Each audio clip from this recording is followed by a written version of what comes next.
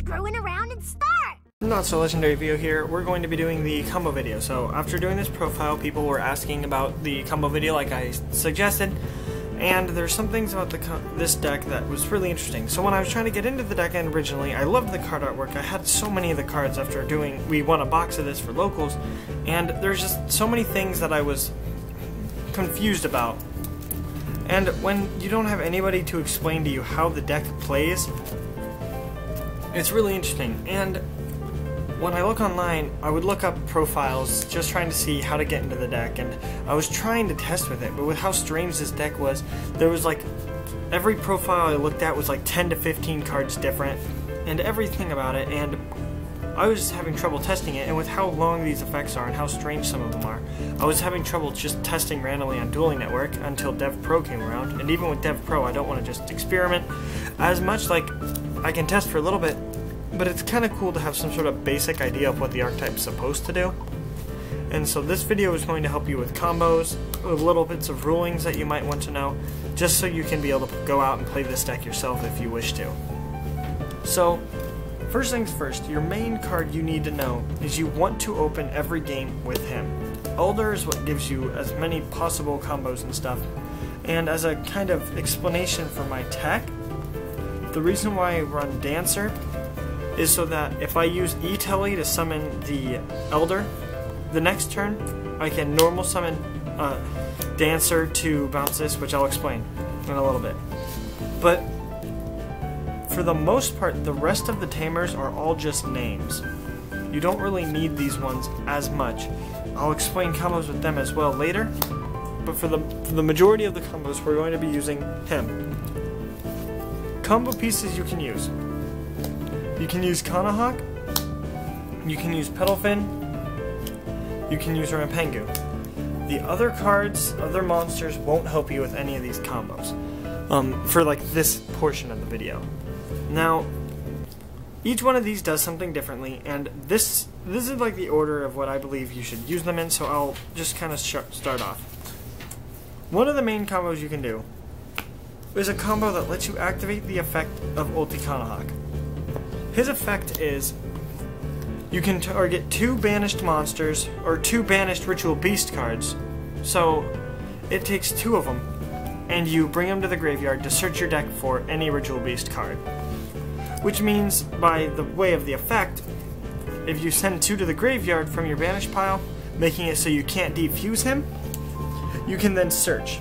And the way the effect is worded is, if you send a card by using that effect, you're allowed to search, but if you don't send a card, you can't. Luckily, his other effect is spell speed 2, so you can chain it.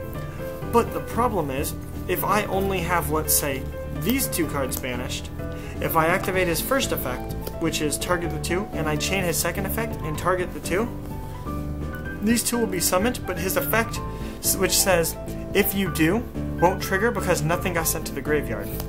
But luckily, because of how it's worded, if you summon this guy, and you successfully summon any one of these cards and resolve their effects, your banished pile will look a little differently.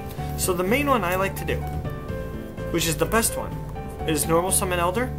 Use his effect, which lets you normal summon a second time, normal summon Kanahawk. Kanahawk's effect says, take a Ritual Beast card from your deck and banish it. It comes to your hand in 2 turns. But you never actually get that effect off, so you can banish any of your traps or the spell if you wish to. But the one that I banish the most often is Rampengu. I prefer opening with him to Rampengu, but opening Rampengu is just it's just fun because we can do different plays with it. If we open him, we can banish Rampengu. Then we can use these 2 to contact fuse because it needs 1 Ritual Beast Tamer and a Spiritual Beast monster. So we take these 2 and we banish them with the Rampengu, summoning him in attack or defense. I always summon in defense just in case if he gets like Fiendish Chained or something, and there are strange combos people will do to try and make you go minus. But now he's on the field. We can use the first effect, which is target 2 Ritual Beasts that will go to the graveyard. So we can pick any 2. I'm going to pick, let's say, Rampengu and Elder. You have to make sure that you pick one of the Spiritual Beasts and one of the Tamers. That way you don't end up sending both of these. It's just to make sure. And this is just a precaution thing. So then, you chain his second effect, which says target 2. So we're going to be sending these 2 cards to the graveyard. If we chain his second effect, it says return this card to the extra deck to target 2 banished cards and special summon them. So we're going to target Kanahawk and Elder. So you can summon back these 2, send this card to the grave, and search for a spell or trap, which most players will search for this card first. Now, the first card you send can be Rampengu, it can be Petalfin, and it can be Alpelio. It really depends on your preference. Most times I either send Rampengu, depending on if I special summoned the Kanahawk, and if I didn't special summon the Kanahawk, I will send Petalfin first, because if I put a Petalfin in the graveyard, it makes my other cards live, such as the Debris Dragon, which is somewhere in here. It doesn't really matter where that is. But after you do this, both cards are special summoned back. You're allowed to special summon these guys once per turn. That's it. So you cannot special summon, like, you can't just keep doing this combo. So at this point in time, you have the option to use Kanahawk's effect again. You can either banish Rampengu for the next turn to be able to continue going off, or you can banish a Tamer. Now, remember, a lot of this deck is based off of the other cards in your hand, so if I had, let's say, a Gold Sark, or if I had an E-Telly, I could keep going on with this combo. Gold Sark would let me banish the other combo piece, and I could keep going, and E-Telly would allow me to special summon another Tamer and keep going. At this point in time, this card is in my hand, and I've summoned these 2. We're allowed to use the effect of Kanahawk to banish something, so we're going to banish Rampengu so it's live. And we can then take these 2 monsters, and we can contact again. So these 3 are banished, and we can summon Kanahawk. And if we have a way to get another Tamer banished, we can do great plays here. Otherwise, you just can activate his effect, which is to search, or you can leave it out. It really depends. Some players right here like to, instead of summoning another Kanahawk and go for another search like I like to do, they like summoning Ulti Petalfin. This is perfectly fine because this card lets you sit on it, and if they try to do something to get around it, you can put this card back in your extra deck and summon back your Kana and your Elder. I'm going to do Rampengu just for the sake of it, just picking that one. And in our hand we have a Tempest. We're going to contact these 2 into a Kana. Kana effect is going to do our little play. Just to simplify, we're going to throw that card down there, throw these 2 on the field, and we get a search. So we can search for a monster if we want, like this card. We can search for a Petalfin if we want. We can search for a trap. It really doesn't matter. It's all up to you. So we're just going to add this trap. So activate the effect of Kana again. So these 2 cards are in our hand. Kana is going to banish something. It doesn't really matter what per se. You could banish another Tamer if you want. For the sake of this, I'm just going to banish her. So this card is banished. Rampengu is in the graveyard. And yeah, just to kind of simplify, in our hand are these 2 cards up here, which is just the Trap card and the Tempest. We can then contact these 2 cards again. They join our banish pile with another combo that this deck can have is a silly one that I like to go over, which requires Tempest, Ulti Kana, and since we only have these 2 monsters and Lara, these 2 have both been special summoned. So what we can do is we can send these 2 cards to the graveyard, get this card's effect to search again, and so this time, once again, we're going to search another one of Steeds. Personally, this is like the best card to search. I mean, you can search this card, but I like to search 2 of these and then one of this, just because messing with your opponent's field is really, really, really good, and it just really helps. So these 3 cards are on our hand, and then we can't activate this card effect anymore because this card is down here. So what we can do now is activate Tempest effect, target 2 wind monsters in our graveyard. We're going to target Kanahawk and Rampengu, banish the 2 to summon Tempest. We're going to move him up to the side because he's not really important, but now we can use Ritual Beast Kanahawk's effect, put you back into the extra, and summon to our side of the field Lara and Rampengu. Rampengu can activate his effect if you wish now, which would be to pick one of your fusions. You can banish the fusion, and then you can send a card from your deck to the graveyard. So I like to banish this card and send from my deck to my graveyard the Dolphin. Just because I like having the Dolphin in my graveyard. It was something that always happened throughout the entire tournament. I actually bumped it up to 2 for spot removal and such. And with this field, we can now, for a third time, banish these 2 cards, special summon the, once again, the Ulti Kanahawk, use Ulti Kanahawk's effect, target the Petalfin and the Rampengu, put these 2 cards into the graveyard, and like I said earlier, I like to search this twice, and then I like to search Ambush. At the end of this turn, we will end our turn with these 3 cards, just like this. So we started this turn, if you remember, was with an Elder, a Kanahawk, and a Tempest. And we end our turn with 3 of the traps. That means we have 2 or 3, depending on if we went first or second, other cards in our hand from this deck that we have not used yet in this combo, which we can use at this point, which could be E-Tellies, Mystical Space Typhoons, and all these other cards that just help modify our plays. So all these other cards are really just optional. Now, because we were able to end like this, we obviously can't special summon either of these. They've both been special summoned. Same with Rampengu, same with Elder. And so we can no longer special summon this turn. But what we can do is we can set 3. And on our opponent's turn, if they do anything at all, we can take this guy, put him back into the extra deck because he's during either player's turn, and summon back these 2 banished monsters. Thanks to our 2 steeds, they won't be able to touch us, and thanks to Ambush, we're able to get these cards back. Now remember, if your opponent, let's say, only summons 1 monster, this is a little thing. You have these 2 cards out, and you set your 3 back row. If your opponent only summons 1 monster, and you activate the steeds and stop their monster, during the end phase of their turn, activate this card effect and Ambush, because you can only special summon each monster once per turn, so you want to get as many of the monsters out as you can, so that way you can actually do plays on your next turn, and resolve as many of the effects as you can. So let's just say I pick these ones because these ones are the generic good ones that people like. And this ends my turn with a field of 4 because this guy goes back to my hand. And all of these guys' effects can resolve, like the Rampengu or the Kana, and I can normal summon something like Dancer and re-get the effects of any one of the Tamers if I wish to. So this is why I tech the Harpy Dancer, is during the end phase if I can go plus like this. So that's another one of the combos.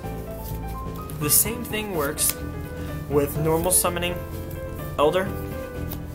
You can normal summon Rampengu. What you do here is up to you, because you can pick which one you want to send. 99% of the time, I like sending Petalfin to the banish pile to send Petalfin to the grave. I just find that more live, because if this card, I don't ever summon this card, and this card is really good in the graveyard in my opinion. And so then I can contact into the Kana, do the same little play, throw this card into the graveyard, summon back these 2, search for a spell or a trap. So let's just say I search for the steeds again. Use his effect again. If I have to use his effect a second time, I banish the Kana, just because putting a Kanahawk in play really does help. It's just not as helpful if it's in the graveyard at start. So doing this just allows us to once again banish the 2 and summon another Kana if I wish to just get the effect off. And if I do, which I would, I believe, in most situations, I would send these 2 to the grave. And I would search for this trap, because it gives me options on the opponent's turn, which I can set these 2. Once again, this only used 2 cards, which was Elder and Rampengu. Hopefully your other spells and traps can help you get more cards in play so it doesn't end here, but this is a prime example of why Rampengu is a little bit less optimal. If you open with an Elder and a Kana, you can get all 3 cards back. If you open with an Elder, a Kana, and a Tempest, you can get the 3 cards back and massive field presence, and it's very interesting in those regards. So there's that. And the third one, which is a little bit shorter, is if you open with Elder, Petalfin, and you have to open with another Ritual Beast card. It doesn't matter what card at all. But once again, Elder is the key card here. You normal summon Elder, you normal summon Petalfin. This is a better combo if you're going second, because even though it does take a card from your hand, you drew an extra card this turn, and it can pop problematic cards like Vanities. So which you can, and since their summon just happens, your opponent can't chain vanities to my monsters getting banished, which is really good. Now, we activate Petalfin's effect, which would be banish, let's say, a Kanahawk in our hand. I don't know why you would summon Petalfin over Kanahawk if you had the option not to. This would be if your opponent flips vanities or something. You would normal summon this, banish Kana. Then you could contact Fuse and into the ulti Kana from earlier. Use the effect like normal and send that card if you wanted to summon these two, to bring this back, to search again for our trap. And then this Kanahawk effect activates, but once again, since these cards were all specialed, you'll only get one more search off, and you will have no cards banished, which could cause problems unless you happen to have the ambush. That's why I run 3 ambush as well, as hopefully I can open with the ambush so that way I can search 2 steeds and just go off, and hopefully I can get cards like E-Telly. Those are some of the basic combos. I'm going to actually have an annotation to this point, if I can remember to do this, that will make it so you can get to the second half of this video. There are other combos, yes, but this part of the video is going to be focusing more on some effect things that are really kind of interesting that I thought you guys would like to know. So, when I was facing Yangzing, I had this issue of the Cleaforts where they would activate Skill Drain. And Skill Drain means that I can't use the effects of some of the cards, but I can use the effects of most of them. So, this card right here, Alder's effect never activates, so some negations will let you summon and do stuff anyways, but some won't, because most of them say negate the effects. Some effects say your opponent can't activate effects of monsters. But the main thing that happens is, as long as you can get your first 2 cards out, you should be able to avoid all your opponent's problems. Now, this is a combo that works better after a couple turns, so assuming that your opponent flipped up Skill Drain after you started doing things. So let's pretend Petalfin is in the graveyard or something, and if we can get these 2 cards out, we can use Apelio's effect to banish this. Yes, his effect is negated, but the cost says banish a Ritual Beast card from your graveyard. And it's really, really good because of that. And, like, I don't know how to describe it besides that. This card's cost right here is banish a card from your hand. Its effect would be negated, but it lets you just banish a card, which means that you can do summons. And what I mean by that is, let's say we have the Apelio, and we banish this Petalfin. Now, we can fuse these 2 under Skill Drain, remember this, into Ulti Kanahawk. Ulti Kanahawk's effect says target 2, and his second effect is target a different 2 and summon them. So let's say we target these 2. Then we chain his second effect to target these 2, right? Well, his second effect that says you can return this card to the extra deck to summon 2, that effect, the cost is returning it to the extra deck. So when you activate his first effect, the cost is to target these 2. And if you chain his second effect, the cost is to return himself to the extra deck. Then the effects resolve, you summon back 2 monsters, this card goes to the graveyard because he's no longer affected by the Skill Drain on the field, and you can still get your search off of this card, which can pull back 2 monsters, which is really, really good, which allows you to beat down with multiple Apelios. Or you can summon, or you can search for the other trap card that I've been searching a lot this duel that is kind of floated around somewhere in this massive pile of... Sorry about the cut, but it lets you search for this card, which is really, really good. This is going to be a longer video, and I'm sorry about that, but this is just one of the other combos you can do. So, this card is cost. As I explained with the fusions a second ago, their cost is being returned to the extra deck. That's something that not a lot of people know. And so it allows you to get all of their effects off if they have, like, Kanahawk's effect, if necessary, which allows you to banish it. So since you can return it to the, as long as you have the 3 monsters, like I keep explaining, you can return this card to the extra deck to summon back your 2 monsters and get the search, which is something important because that allows you to trigger effects and resolve effects under Skill Drain when sometimes your opponent needs their effects but they're also being hindered. And using these trap cards, as I keep announcing, you're able to stop your opponent's plays and continue on, especially with their Skill Drain if you're facing Cleafort, which this deck I personally believe has a good matchup against if you open well. But if your opponent uses the skill drain, yes, their Cleafort monsters are big, but cards like Disc are not immune to Steeds anymore, and it just really helps there. So that is that. Other cards that have effects, so this card and this card are effects, there's no cost involved. Same with all of the Tamers. A lot of times these just become names, so to quick explain, she's really good once you get cards banished, so it's really good for that. She's good if you're in a situation where you keep having to, like, if I first turn set something like Dolphin and my opponent gets rid of it, she's good because of that, because she goes summon, pull this back, and I can start doing things. The only problem is she special summons and when special summons, which is why we run 2, 2, and 3 normally. I'm running 2, 3, and 3, but the reason why I'm running 3 of her is because I plan to run Pilika when she comes out. So that is a lot of the videos. Sorry if there's any cuts or edits, because I'm probably going to be cutting out redundant information. If I didn't, this is redundant information itself, and it's weird that you're hearing this either. But this is a very strange and complex deck. It has a lot of really weird combos, and to really understand it, you just need to be explained the basics, and then you have to go out and play it on DevPro or Dueling Network. Personally, I advocate DevPro for learning this deck because there's really long effects, and in order to get it all down and remember to make sure to not make any misplays or miss effects or anything, I suggest using DevPro because it'll help you learn it. Once you get it down, go and certainly try it on Dueling Network or something. That way you can actually duel a little bit better array of decks, but I almost always would advocate when you're learning a deck, try DevPro. They'll help you remember the effects, like if you're trying to learn Burning Abyss, you'll remember Scarm, and it just lets you get into the habit of learning the effects, just so you know what to do for later uses. I hope this video was helpful. I don't know how long it was, I hope it didn't bore you. If you want more videos like this, remember to comment down below, tell me what you thought, if I did a good job or not, and as always, have a wonderful day. Thanks for watching. Yeah. Thank you for watching. If you enjoyed this video, leave a like, subscribe, and make sure to comment down below. If you want to watch our other channels, click the jellyfish to watch Blue play games such as Binding of Isaac Rebirth, or click the butterfly to view our new channel where I will talk about random anime, gaming, or silly top 10 topics. Thanks for watching, and as always, have a wonderful day. Yeah.